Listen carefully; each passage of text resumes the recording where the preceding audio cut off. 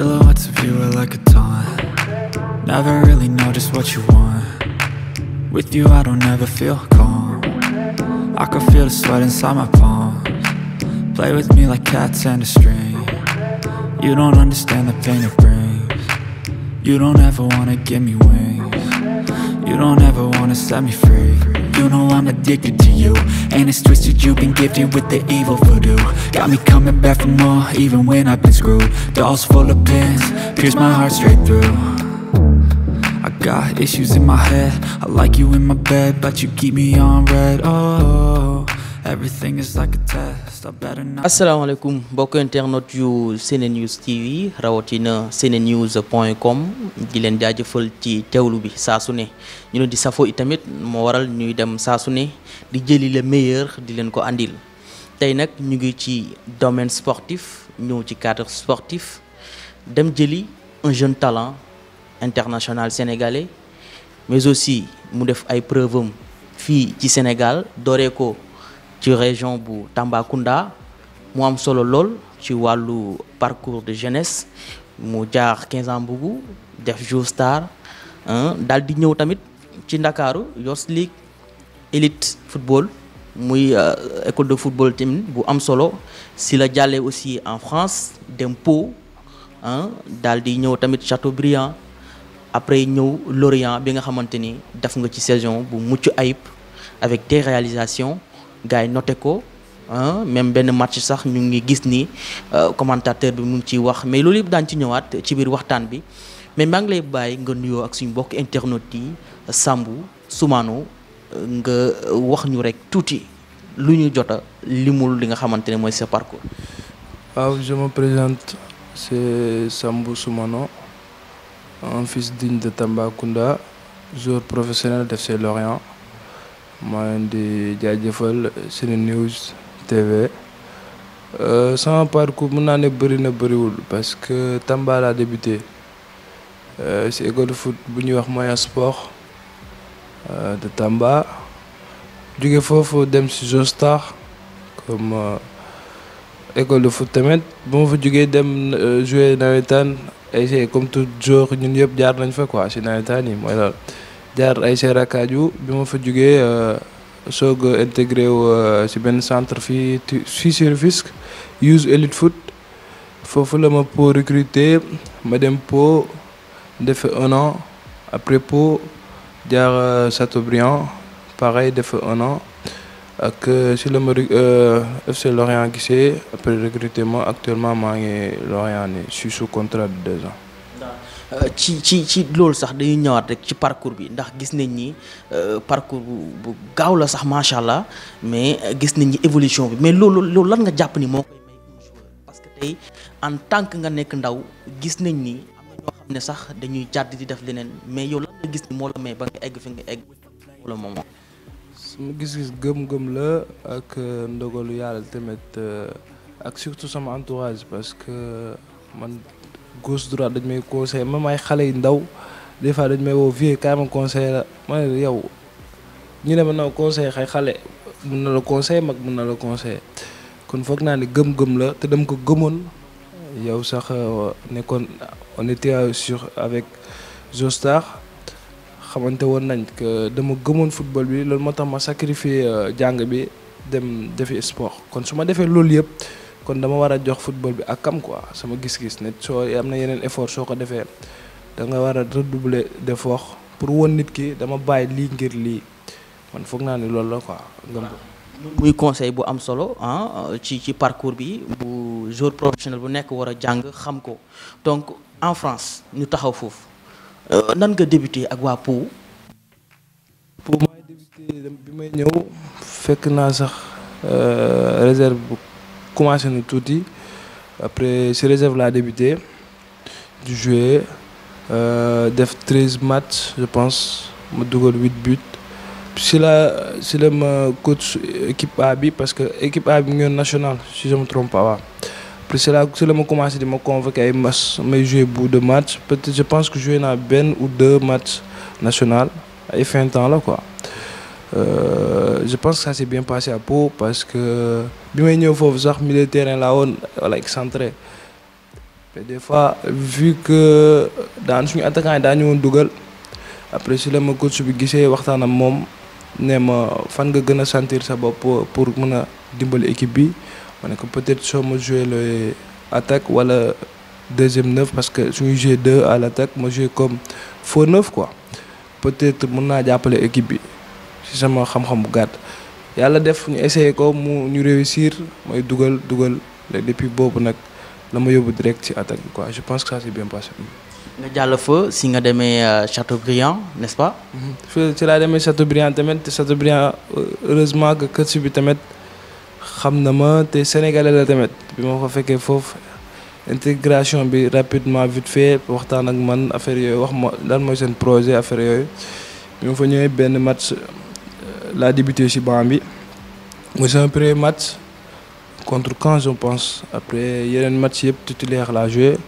et xam naa ni rëccuñu lu tax ma demoon foofu parce que bi ma fay ñëw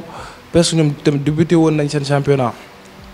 après ma ñëw fekk ci leen def tout ba bokk ci 11 titulaires yi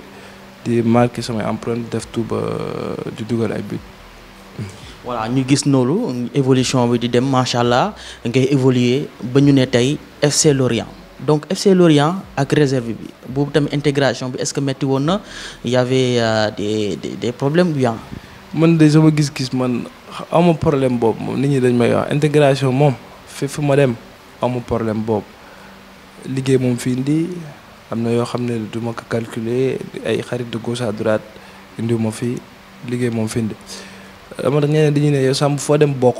tellement année boobu may ñëw année boobu laay ànd ak nit ñi nekk ci terrain bi foog yow mais c'était après à dehors du terrain ku nekk da ngay dem sa dem mais lu ma fi indi liggéey la parce que xam naa lu ma bàyyi sama ginnaaw quoi. moo tax FC Lorient tam bi may ñëw débuté woon nañ 2 mois avant moi ma ñëw débuté ci réserve bi mu fa joué commencé di jouer presque dans 1 mois si lañ ma commencé di ma yóbbu ci équipe A bi di entraîner ak ñoom après même coach bi mu ma doon wax c'est rapide parce que soo amul sens dëgg nga nekk ci réserve ay 6 mois après wala 5 mois après lañ lay soog a di la yóbbu ci équipe A bi mais man 1 mois su ma jumul 1 mois wala 2 mois lañ ma dans 1 mois lañ ma commencé di ma yóbbu ci équipe A bi pour may commencé entraîner ak ñoom di ànd ak ñoom di jouer ay match et tout donc foog naa ni sant yàlla la quoi et le fait que ma joué 10 matchs tamit ci réserve bi marqué 13 buts je pense c'est pas mal. ba gars yi sax ci site yu bëri reprendre nañ ko muy fierté ci toute une région de Tamba mais aussi la région de Dakar rawatina nag Sénégal bi nga xamante ne moom la ñu dëkk donc ñu ñëw nag ci la Ligue des talents la Ligue 1 française ñu gis ni Sambou intégré na équipe bu réserve bi bu Lorient mais par la suite avec ses belles performances daal dina dugg ci équipe A bi sa première rencontre nan nga ko dundee avant match tey dama war a dugg tey sol dossard ñu dugg football noo ko dundee la veille du match. pourtant bi ñu may première convocation bi ñu may convoqué ak équipe A bi message yu ma jot dafa bëri sax parce que dafa mel ni ñeneen ñoo ma ko njëkkee xam parce que si xam nga réseaux sociaux yi affaire dafa gaaw balaa maa posté sax balaa maa wax quoi que ce soit damay gis message yi suba gis nañ ne bokk nga ci groupe professionnel bi. ngir yàlla di xaral sa tànk tubay affaire yooyu di ma gën a ñaaxaat quoi te loolu maa ngi ciy rafetlu bu baax te loolu gën na ma may fit moom ñaaxuma ko mais daf ma gën a may fit quoi. le fait que maa ngi fàttali premier match bu ma joué ak Ligue 1 bi c'était contre Bordeaux laa dugg deuxième mi-temps c'était pas facile parce que Ligue 1 bi ak National 2 c'est pas pareil Ligue 2 ay contre-attaque la te bal bi day gaaw balaa ngaa jot bal bi war nga toog xam fan soo ko jotee bal bi fan nga war a yóbbu bal bi neex na lool nag parce que am naa ci contenté lool bi ma paree toog nii wax ak samay parents que joué naa premier match Ligue 1 te c'était pas facile non loolu laa mën a am lu may. ci loolu nga football waaye itam ñu gis ni des fois nga daje ak say compatriotes sénégalais ku si mel ni Metz avec Pape Matar Sarr et ñeneen ak ñeneen bi nga daje ak ñoom ci match yi lan nga jàng ak ñoom. mais ñoom moom képp ku ma daje képp ku sénégalais avant match bi dañuy gisante ñu nuyante di échanger quoi waxtaan balagante ci Sénégalais quoi wax olof comme ñun yëpp. mais lu woon xam mooy est-ce que yow tey da nga doon dégg rek seen tur di leen gis yow bu leen njëkkee gis wala jàpp ni tey dama war a gisee ak ñii qu'est-ce que ça t'a fait. non pour dire vrai ñoom Sénégalais ñoom yëpp parce que ñoom ñëpp ay doomu aadama lañ quoi parce que ñoom Gana et tout daje na ak ñoom te Gana bi may daje ak ñoom sax c'est un gars bien parce que le fait que nu mu doon wax ak man comme si que on se connaissait depuis te alors que c'est la première fois bu ñu gisante da doon caaxaan ak man waxtaan ak man et tout ak ñeneen Sénégalais yëpp après fierté la nag man ñii ñoo nekk di jouer représenter suñu drapeau maa ngi nii tey di bokk ak ñoom terrain kon fierté la quoi pour moi. ñu def fa benn transition rek duggal directement ci sa rencontre ak Lionel Messi ñu gis ne sax ci benn action yaa ngi doon jéem a contrer benn balam loolu yow parce que Messi ñun ñëpp vraiment jaar nañ ci football sport mais mosuñu woon xalaat ni par exemple que nit wala par exemple joueur dina dem ba tey di réaliser rêve am ci noonu ba dem sax di daje ak le septuple ballon d'or. Messi de ku ko xamul rek mooy mën a ne Messi dafa nul. mais ku ko xam dëgg wala ku xam football dëgg non mënoo wax Messi dafa nul rawatina ñun mi nekk ci terrain bi tellement da nga koy gis muy dox nga yaakaar ni amul benn njëriñ ci terrain bi heure boobu yëpp muy analyser su yoree bal bi fan la ko war a teg te dafa gaaw dafa am vivacité quoi parce que ay intouchable de balle yu soxor la yor soo defoon nànk mën na la yaali et tout xoolal dund naa ko mais heureusement que benn bal maa ngi bëggoon intercepter but sax la mujj. retrait la woon maa ngi jóge fële ba attaque ba bëgg a daw pour empêcher loolu parce que xam naa ne Messi su jotee bal bi moom du yomb quoi parce que maa ngi daw loolu xaar sama tànk tubéy mais malheureusement bal bi si filet bi la mujj quoi. mais man pour dire vrai moom bis boobu bi ma paree même premier match contre non match aller autant pour moi contre Paris joué moon maa ngi ci banc bi mais après à la fin. j'ai parlé avec échangé nañ vite fait quoi dëggul noonu français mais même dem naa ba laaj ko maillot après passe jox na ma ko avec plaisir moom tam laajte na ma sama maillot jox naa ko kon c'est un gars bien quoi Messi. voilà ñu def noonu rek xam ni tamit saison bi day waaju ubbi donc yaa ngi wàcc. non maa ngi wàcc ñun amuñu vacances ñun moom dañuy ne footballeur professionnel amoo vacances te moomatoo sa bopp sa alentour rek ñoom ñooy doon pro yi. sa famille et sa xarit yi mais yow doo am vacances parce que da ngay focaliser wu trop que dama war a redoubler d'effort su ma ñëwee mënumaa toog xëy di nga am 15 jours de vacances wala un mois mënoo ko toog parce que soo ko toogee reprise bi non yaa ngi ci ginnaaw parce que dafa métti préparation bi physiquement et tout il faut ngay gën a jug sa bopp avant boobu ñun instant yii yëpp suñu xel yëpp mu ngi ci loolu que reprise bi du yomb. mais gëm-gëm la que gëm nañ football bi kon dañu dem def suñu kéemtulaay kattan incha allah. voilà on va revenir au Sénégal pour wax ci sa rencontre ak le ministre des sports Matar Ba ci Trophy Tour bi c'était à Tamba ñu gis ni tamit c'était des moments d'échange ci échange bu gàtt est-ce que jot nga ko sax wax ay projet wala li nga jot a am wala tamit ambition bi nga am pour football ci équipe nationale. non on n'avait pas le temps. bi ñu may invité sax bu ñu ma nee Matar Ba tamit dina ñëw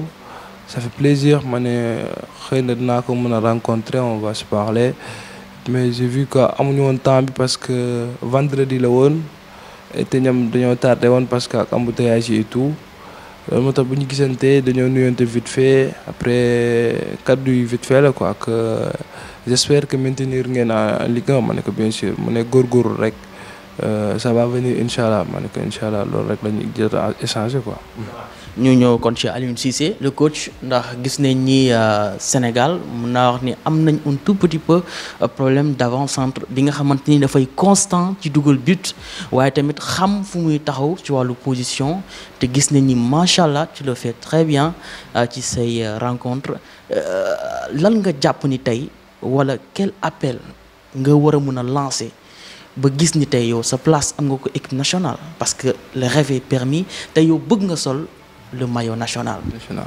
pour dire vrai bëgg naa ko sol trop sax mais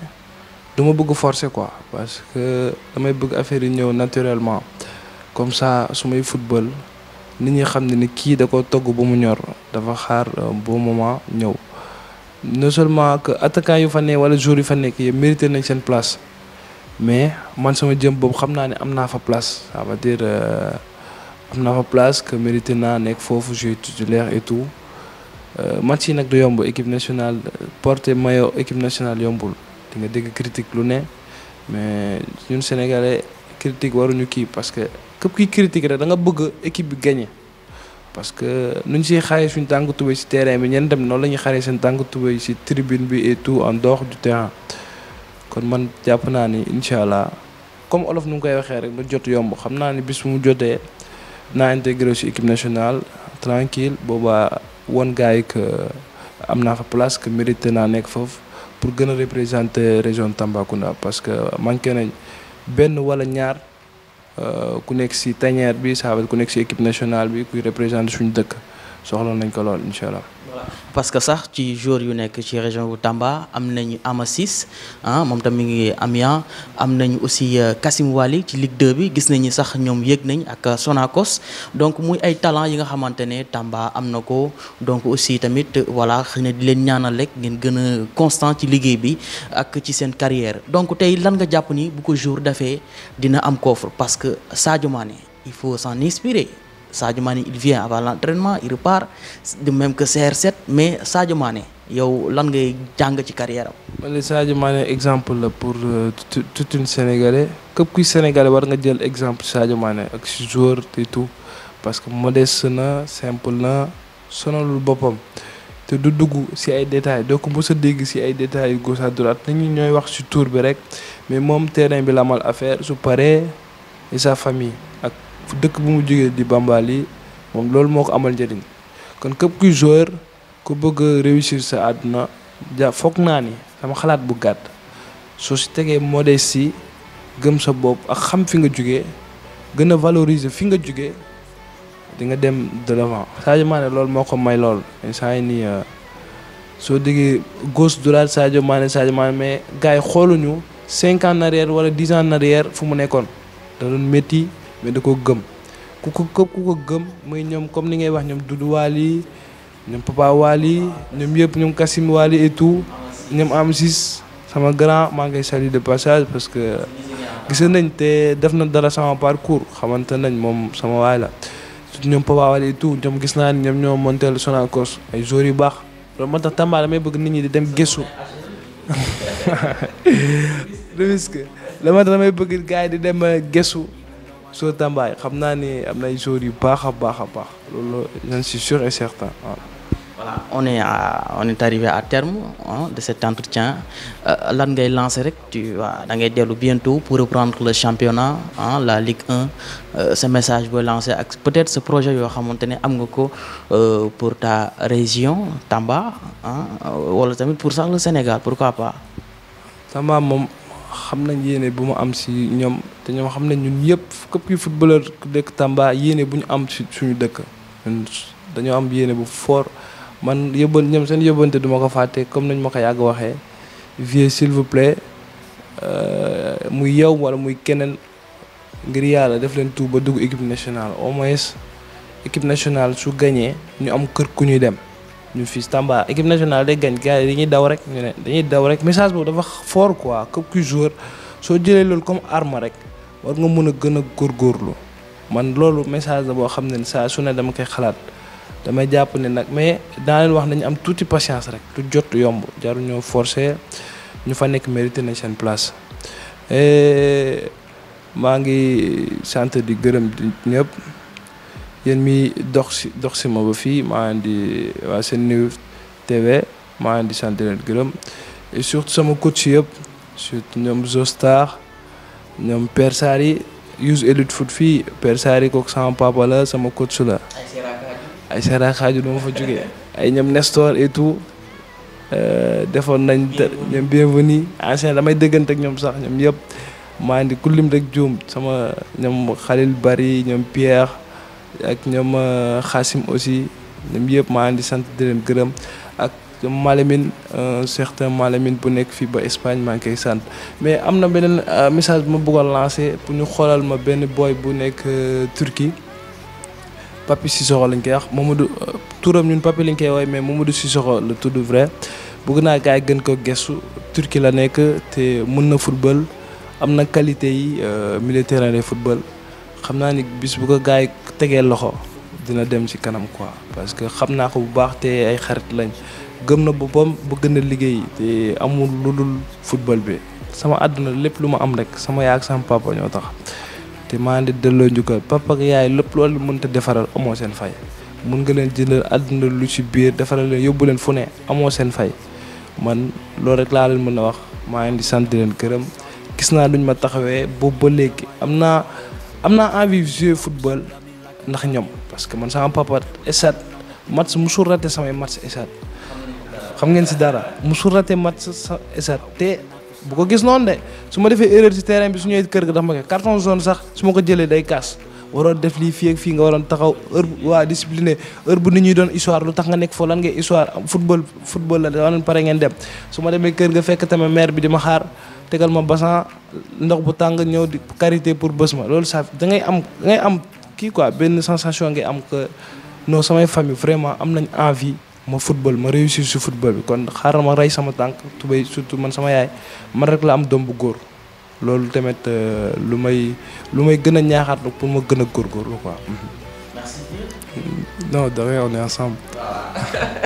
bon baax rek lañ bëggal Sénégal moo tax ñuy def loolu voilà di ko jaajëfal di jaajëfal aussi ñëpp ñuy teewlu SeneNews saa su ne nii la ak yéen on aura aussi l'occasion de rencontrer d'autres jeunes ci seen site ngir andil leen ko ngeen xam ni aussi Sénégal regorge na ay talent yu bëri te ñëpp fii la ñu soxeexoo ci Ligue 1 ci Ligue 2 ci national bi ngir mën a jàppale seen dëkk ci fànn boobu Aliou Cissé dellul bàyyil xel bu baax a baax gune yi nga xamante ne dañuy jaayante ngir football seen réew voilà c'était tout di leen jaajëfal ci teewlu bi dajewaat ak yeneen daje par rapport à l'actualité nationale et internationale merci et à très bientôt.